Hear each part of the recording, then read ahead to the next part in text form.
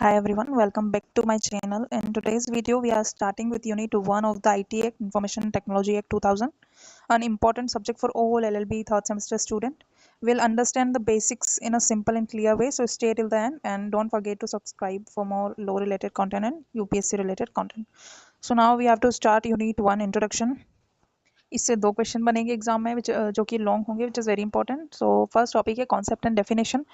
किसकी? Computer digital signature की, computer की, कीपेयर की, सब्सक्राइबर की एंड वेरिफिकेशन की. तो this is my notes, you can copy it और you can prepare it by your own, but we have to discuss these for clarification. So introduction, the introduction information technology act 2000 IT act जिसको हम बोलते हैं was enacted to give effect to the unilateral model loan in electric commerce 1996 and to create a legal framework that treats electronic record and digital signature as functionally equivalent to paper writing and handwritten signature. फिर हमने पहले ही discuss कर चुके हैं, हम लोग introductory video हमने बनाया था, उसमें हम डिस्कस कर चुके हैं मेन जो चीज़ें हैं. जैसे मैंने अमेंडमेंट के बारे में बताया था, तो it was amended in 2008 to bring the Indian position in line with the more technology neutral unilateral model law on electronic signature 2001. Now इसके twin objective है, कौन कौन से? To facilitate e-governance and e-commerce, to provide a regulatory regime for certifying authorities, intermediaries and cyber contraventions. ये दो, this is very very important objective, you can mention it down in your answer. ठीक है. Now the act therefore straddles civil, commercial and criminal law and intersect with sectoral statutes such as Indian Contract Act 1872, Reserve Bank of India 1934 and Consumer Protection Act 2019. A student should remember that electronic commerce under section 2 clause 1 clause W, which is very important. तो हम बेरक भी देख लेंगे अभी ये सब पढ़ने के बाद, बट अगर आप देखना चाहें तो you can just read it out by your own in the bare act of information technology. I will share it in description so you can read it out. तो इलेक्ट्रॉनिक कॉमर्स की definition दी गई है 2 clause 1 clause W में of the IT act. It's not confined to buying and selling on the internet. It extends to every form of supply of goods or service that is initiated, concluded or performed by electronic means, including electronic data, interchange and mobile commerce. ये हमने पढ़ा little bit of summary और introductory part. ना concept की बात करते हैं, definition की बात करते हैं, कंप्यूटर की. सबसे पहले तो कंप्यूटर सेक्शन 2 clause 1 clause आई. अब ये सारे सेक्शन जो इंपॉर्टेंट है, जो मैंने हाईलाइट किए हुए हैं, you have to remember it by heart. Okay. Section 2 clause 1 clause I of the IT act define computer define किया गया है IT एक्ट की बेयर एक्ट में सेक्शन 2 clause 1 clause आई में कि computer as any electronic, magnetic, optical और other high speed data processing device which perform logical, arithmetic or memory functions by manipulations of electronic, magnetic or optical impulses and including all input output processing, storage, computer software और communication facilities connected देयरटो. तो हमने कभी नहीं सोचा था law पढ़ने से पहले कि कंप्यूटर की इतनी बड़ी डेफिनेशन होगी, but this is the definition, real definition जो कि लॉ में, IT लॉ में डिफाइन की गई है. It cover not only desktops और लैपटॉप्स एंड सर्वर्स. कंप्यूटर सिर्फ ये चीज़ें नहीं कवर करता है, but also tablet, smartphones, ATMs, IoT devices. अब IoT डिवाइसेस क्या होते हैं? I will show you. See in short में IoT डिवाइस क्या होता है? Internet of things device. IoT device का फुल फॉर्म है internet of things device. IoT device वो गैजेट होता है जो इंटरनेट से कनेक्टेड रहता है और अपना डेटा शेयर या रिसीव करता है. Example smart watch, Alexa, Google home, like smart fridge चल गए, अभी स्मार्ट AC चल गए, CCTV कैमराज चल गए. वो सारी चीज़ें जो अभी डिजिटली नई इवॉल्व हुई है, ठीक है, वो सारी जो टेक्नोलॉजी इंटरनेट से कहीं ना कहीं रिलेटेड है, वो सारी चीज़ें क्या आ जाएगी आपके IoT डिवाइस के अंदर आ जाएगी. इंटरनेट से कनेक्टेड स्मार्ट डिवाइस जो खुद डेटा भेजता है और लेता है, या तो रिसीव करेगा या फिर देगा, वो सारी चीज़ें क्या आ जाएगी? IoT डिवाइस के अंदर आ जाएगी. Next, supreme court. अब very very very important, 5 star दे देना. This is the case you have to learn by heart. Shreya Singhal versus union of India. This is the only case which is very important in IT law. इसमें एक individually एक single question बन सकता है, long question बन सकता है कि define the case Shreya Singhal versus union of India. ठीक है, एक्सप्लेन अबाउट इट. ठीक है, तो सुप्रीम कोर्ट ने 2015 में Shreya Singhal versus union of India में मेंशन किया था, accepted that a smartphone is a computer. Smartphone एक कंप्यूटर है for the purpose of section 66A. Again BR act पढ़नी पड़ेगी, जो सेक्शन मेंशन है you have to read it out. Section 66 clause A. section 66A, practically once a device can receive data, process it under program control and produce an output, it will be treated as a computer under Indian law. वो सारी चीज़ें जो data को process करती हैं, ठीक है, produce करती है, आउटपुट देती है, वो सारी चीज़ें जो प्रोग्राम को कंट्रोल करती है, वो सारी एज अ कंप्यूटर ट्रीट होगी इंडियन लॉ के अंदर. नाउ कंप्यूटर को हमने अच्छे से पढ़ लिया. नाउ नेक्स्ट है डिजिटल सिग्नेचर. सेक्शन, ये सारी डेफिनेशन, इनके सेक्शन, इनके मीनिंग, वो सारे याद होने चाहिए जो कि हमें आंसर में मेंशन करना है. Section 2 close 1 close P of the IT Act defined a digital signature as authentication of any electronic record by subscriber by means of an electronic method or produced in accordance with the provision of section 3. ठीक है. The original 2000 version tied the term exclusively to asymmetric crypto system and hash function. Section 3 के अंदर बताया गया, हम read करेंगे तो हमें समझ आने लगेगा. बट 2008 के अमेंडमेंट के बाद इंट्रोड्यूस किया गया न्यूट्रल टर्म इलेक्ट्रॉनिक सिग्नेचर. ठीक है, in section 3A. Now thereby permitting any technique that is reliable होनी चाहिए, यूनिकली लिंक्ड होनी चाहिए सिग्नेटरी से, under the signatory sole control होनी चाहिए, and capable of detecting subsequent alliteration.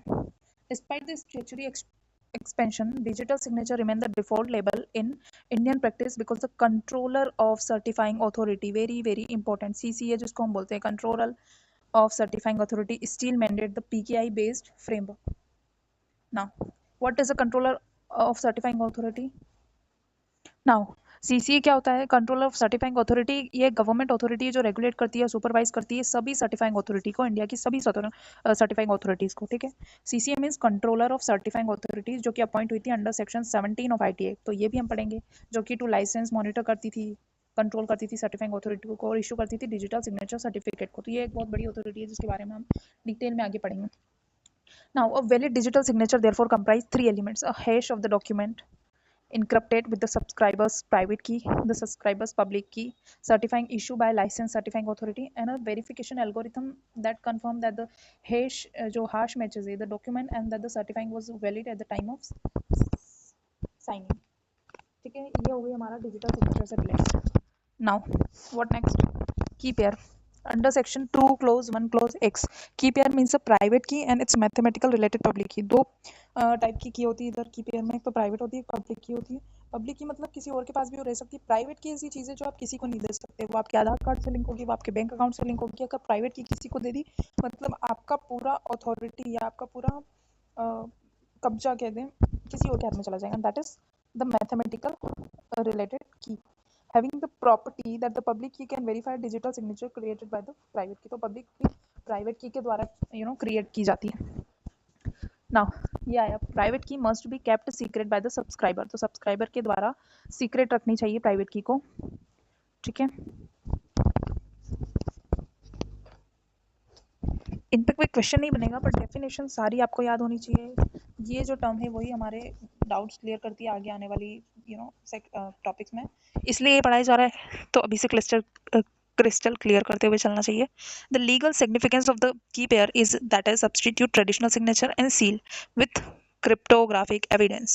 The evidentiary value is recognized under section 85B of the Indian Evidence Act 1872, which raises a presumption that a secure digital signature is affixed by the subscriber with the intention of signing the electronic record. तो ये बात हो गई की pair की.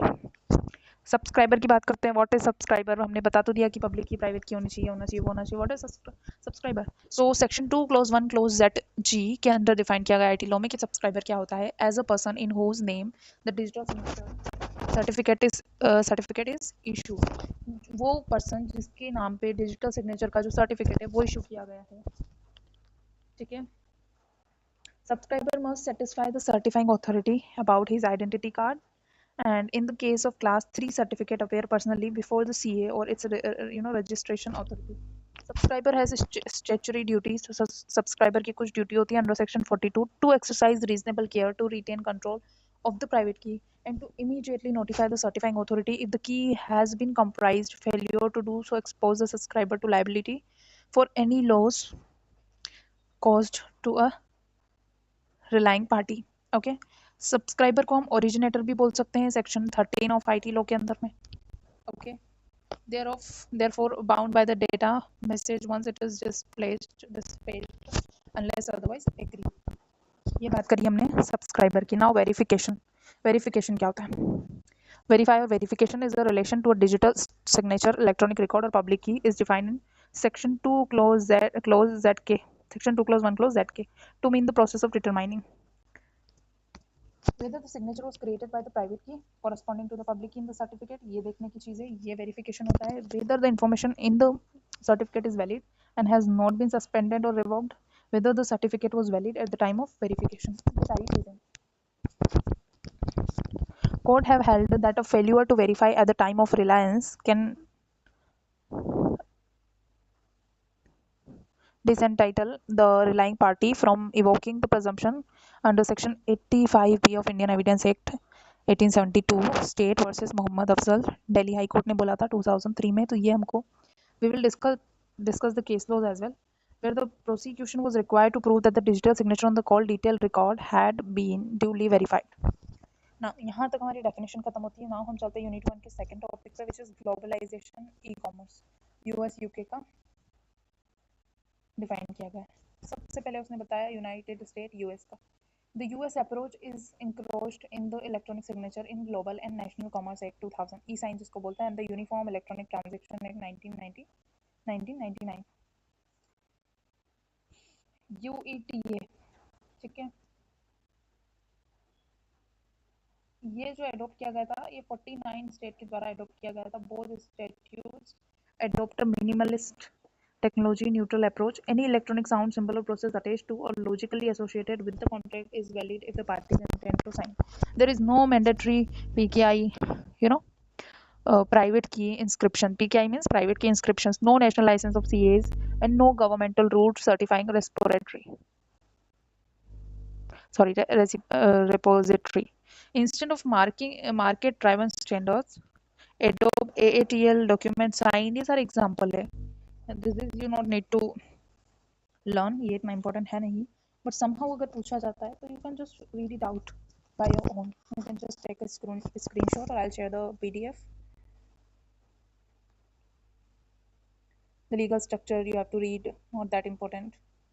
Comparison इसका एक बार देख लेना अगर आ जाए. नाउ मोस्ट इंपॉर्टेंट टॉपिक पे हम चलते हैं, aim and objective of IT law, which is very very important. इसका एक लॉन्ग डिटेल आंसर बनेगा, हमने प्रिपेयर भी किया है. I will share with you, ठीक है. Aim and objective of information technology act 2000.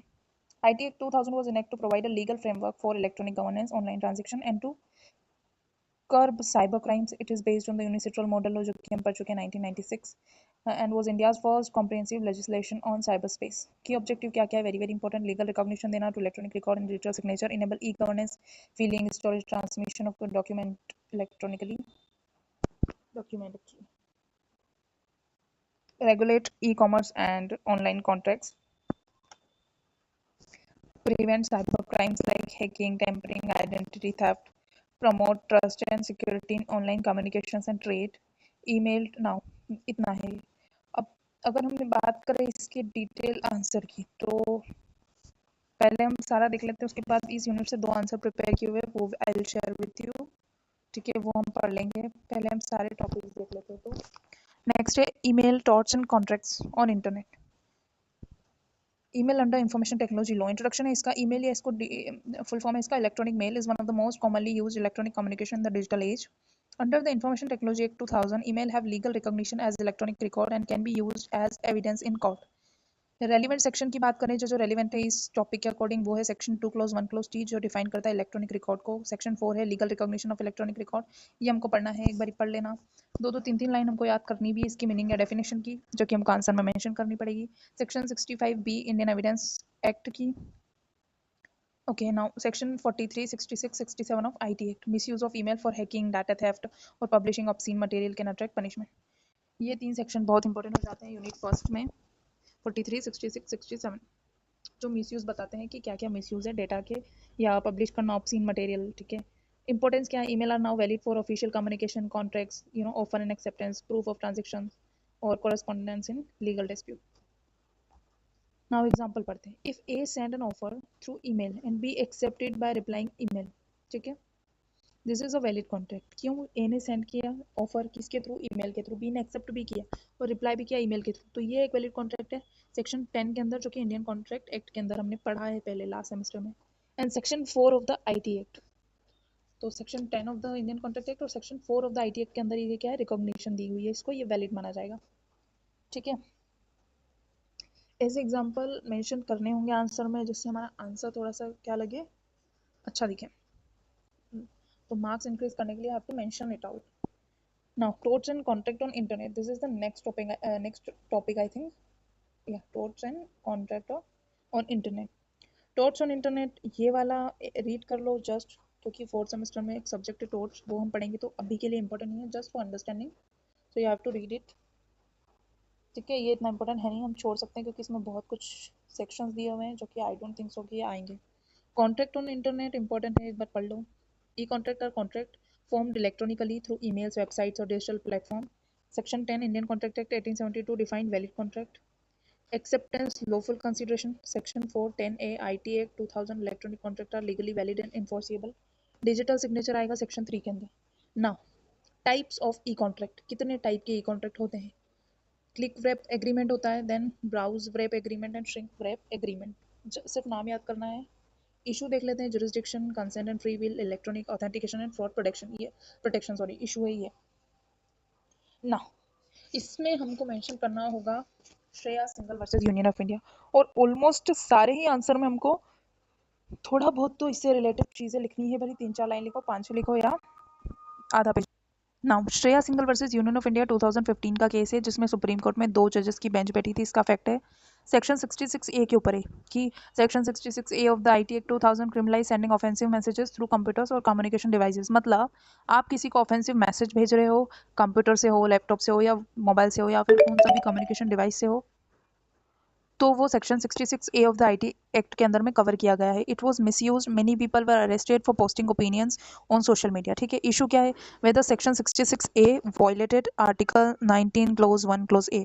अब हमें पता है कि फंडामेंटल राइट सुप्रीम है, सुप्रीम पावर है कॉन्स्टिट्यूशन की, सारे लॉ जितने भी बने हैं सबसे सुप्रीम, सबसे जो है हायर पोजीशन पे फंडामेंटल राइट को रखा गया है। तो क्या 66A वायलेट कर रहा है फंडामेंटल राइट को, 19 क्लोज 1 क्लोज ए को, जिसमें हमको दिया गया है कि freedom of speech and expression है, तो क्या हम बोले भी ना। तो ये वाला केस इसको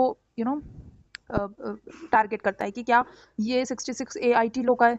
अब सुप्रीम तो हम मानेंगे फंडामेंटल को, तो क्या ये वॉयलेट कर रहा है क्या। तो देखते हैं जजमेंट क्या आया कि supreme court struck down section 66A as unconstitutional because it violated freedom of speech and expression.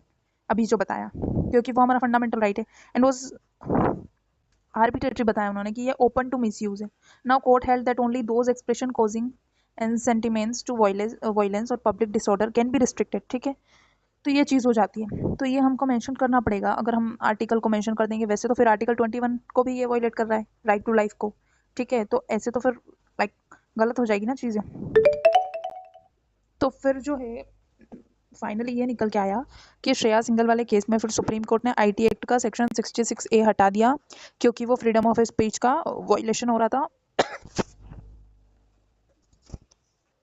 ठीक है, अब ऑनलाइन ओपिनियन देना क्राइम नहीं है जब तक कि वो किसी के राइट का वायलेट नहीं कर रहा है, या फिर कोई वो ऑफेंसिव मैसेज नहीं है, पब्लिक डिसऑर्डर को ना फैलाए, ठीक है, किसी की रिस्पेक्ट को हार्म ना करे, तो फिर वो क्या है कि आई मीन वो फिर वो क्राइम नहीं होगा।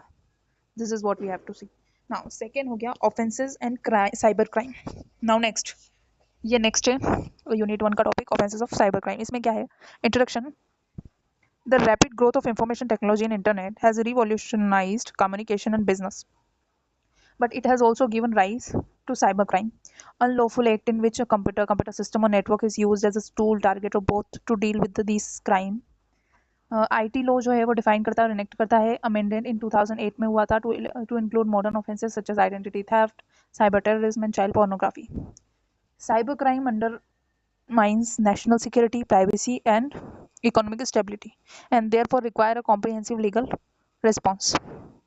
डेफिनेशन एंड मीनिंग की बात करें साइबर क्राइम की, तो any illegal activity that evolve a computer device network, वो इलीगल एक्टिविटी जो ऑनलाइन की गई हो, जो कंप्यूटर डिवाइस और नेटवर्क से रिलेटेड है, where the computer may be the object of crime, hacking, data theft or used as a tool to commit an offense, fraud, phishing, वो सारी चीज़ें हो जाती है। आईटी लॉ 2000 क्या बात करता है कि India's first legislation to provide legal recognition to electronic record and to prevent computer related offences. Now इसका क्लासिफिकेशन देख लेते हैं। क्राइम अगेंस्ट इंडिविजुअल, कोई भी क्राइम्स किया गया, stalking, harassment, cyber defamation, morphing, जो इंडिविजुअल के अगेंस्ट। फिर क्राइम अगेंस्ट प्रॉपर्टी थेफ्ट हो गया, डेटा थेफ्ट हो गया, इंटेलेक्चुअल प्रॉपर्टी, साइबर फ्रॉड हो गया। फिर क्राइम अगेंस्ट गवर्नमेंट, वो कैसे होगा? साइबर टेररिज्म आपने कर लिया, आपने यहाँ की जो न्यूज़ है वो जो भी मतलब मेन गवर्नमेंट की न्यूज़ है वो आपने हमारी एनिमी कंट्रीज तक पहुंचा दी, तो फिर आपने क्या किया? क्राइम ही हुआ ना। स्प्रेडिंग फेक न्यूज़ की, किसी के खिलाफ आपने फेक न्यूज़ सोसाइटी की या गवर्नमेंट की फेक न्यूज़ फैला दी आपने, तो ये सारी चीज़ें हो जाती हैं। इसमें इंपॉर्टेंट सेक्शन कौन कौन से हैं एक बारी बेयर एक्ट में देख लेंगे। Section 43, section 65, 66, 66C, 66D, 66E, F, 67, 72, 73, 74, ये सारे इंपॉर्टेंट है यूनिट 1 के अंदर। पनिशमेंट इसमें क्या दी गई है विच is very important. General punishment ये है कि आपको जेल हो सकती है 3 साल की, और फाइन होगा 5 लाख का, अगर ये जो भी हमने पढ़े ऊपर वो क्राइम करते हैं तो। अगर सीरियस ऑफेंस हुआ, चाइल्ड पोर्नोग्राफी या साइबर टेररिज्म, तो फिर आपको इम्प्रिजमेंट अप टू लाइफ हो सकती है। इसमें landmark judgement which is very very very very important, you have to mention it out, write it down right now, that 4 से 5 केसेस है, आई डोंट नो 3 केसेस है वेरी इंपॉर्टेंट जो कि mention करने हैं यूनिट 1 से के अंदर। किसी भी टॉपिक से कोई भी लॉन्ग आंसर बने ये मेंशन करना है। Shreya single versus